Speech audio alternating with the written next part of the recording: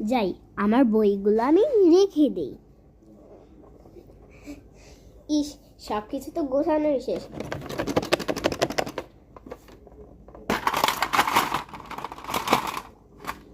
আরে ঢাস ঢাস করে কি পড়লো! ইস, আমি যে কেন এগুলো দেখি নাই। আচ্ছা যাই হোক, বইগুলো রেখে আমি দেখে নিই।